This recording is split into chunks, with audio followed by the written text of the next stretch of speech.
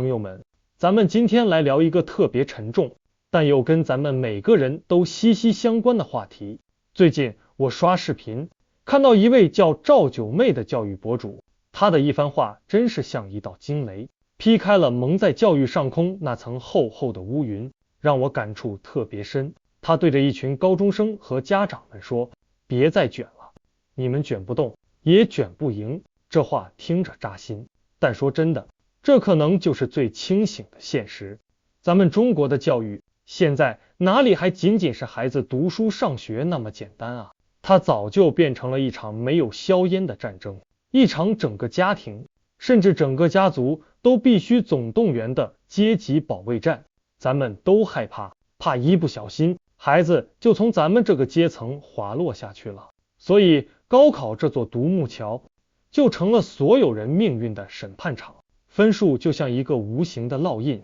从700多分的清华北大到200来分的专科学校，清清楚楚的把你未来的人生轨迹给划分的明明白白。这就像一个巨大的分拣机器，咔嚓一下，你就被贴上了标签，送往了不同的传送带。那位赵老师说的特别实在，他说对于大多数普通家庭的孩子来说，你再怎么拼命补课，再怎么熬夜刷题，可能最多也就是让你从一个普通的2本卷到了一个好一点的2本，本质上没有改变什么。这种内卷，我给它起个名叫无效内卷，就像在原地拼命刨坑，累得半死，但你还是在坑里，你投入了海量的时间、金钱和精力，结果呢，孩子身心俱疲，家长钱包掏空，最后换来的可能只是几分的提升，这几分甚至无法让你跨越一个阶级的门槛。所以他劝家长们差不多就得了，放过孩子，也放过自己，让孩子在身边快快乐乐的成长，享受天伦之乐，这何尝不是一种幸福呢？可现实呢，比这残酷多了。我认识一位北京的朋友，沈先生，他跟我说，现在在北京这种大城市，你要是只读到本科，基本上就等于白读了，根本找不到像样的工作。硕士那只是个起步价，你听听，这是多么令人窒息的现实。升学这条路就像一条贪婪的巨蟒，一口吞掉了孩子们的青春，另一口又吞噬着整个家庭的资源。沈先生说，在北京、上海这样的一线城市，一个家庭挣的钱10有8九都砸在了孩子身上，补习班是标配，钢琴、马术、英语、编程一个都不能少，仿佛少报一门，孩子的人生就会出现一个无法弥补的窟窿。这股巨大的压力像一座无形的大山，最终全部压在了孩子那稚嫩的肩膀上。咱们来看一组让人心惊肉跳的数据，这不是我瞎编的，是蓝皮书上的。小学生里10个就有1个有抑郁倾向，到了初中，这个比例飙升到30%，高中生呢，更是高达40%。更可怕的是，今年上半年，青少年自杀率同比暴增了70%还多，选择结束自己生命或者伤害自己的孩子，平均年龄竟然只有13岁半。13岁半啊，朋友们，那还是含苞待放的年纪，本该是阳光灿烂、无忧无虑的时光，他们到底经历了什么，才会做出如此决绝的选择？有学者指出，这根本不是某个学校或者某个家庭的问题，而是整个社会压力链条层层传导的结果。这个压力就像一个巨大的瀑布，从社会顶层倾泻而下，冲刷着学校，学校再把压力转嫁给家长，家长别无选择，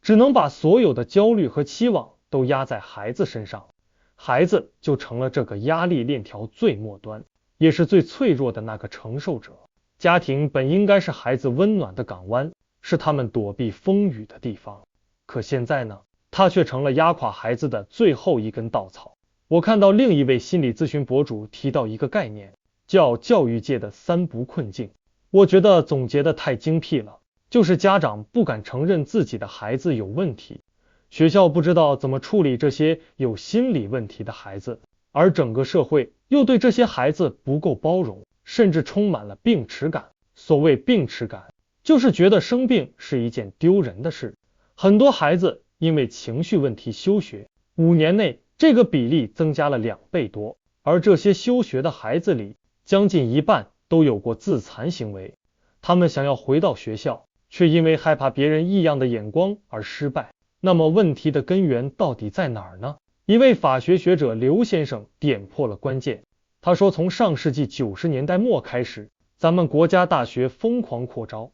高等教育的规模是上去了，但质量呢，就像一个巨大的工厂，开足了马力生产大学生，结果产品远远超过了市场的需求。尤其是那些所谓的经济、法律这样的热门专业，一窝蜂地开设，造成了严重的产能过剩，这就导致了大量的毕业生一毕业就失业。他们就像一群没有方向的游民，在城市里漂泊，所学的知识和现实的工作完全脱节，成了被社会剩下的人才。所以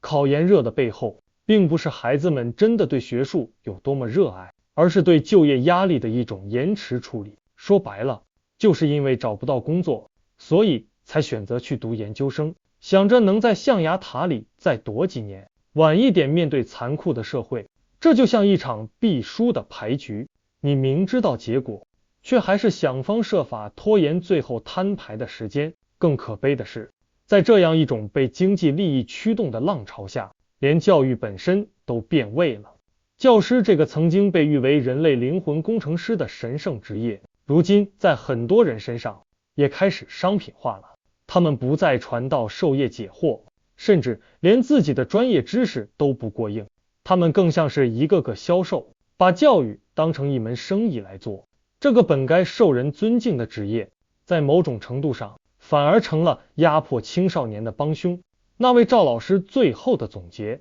更是让我醍醐灌顶。他说的赤裸裸，他说教育体系对那金字塔尖上极少数的高分学生来说，是为国家储备战略人才，而对于绝大多数的普通学生和家庭而言，咱们都成了被消费的对象。你想想看，高昂的学费、天价的补习班、孩子的住宿费、生活费，还有手机、电脑这些电子产品，甚至是为了孩子上学而买的学区房，哪一样不是在掏空家长的钱包？整个家庭都被这条巨大的教育商业链给牢牢捆绑住了。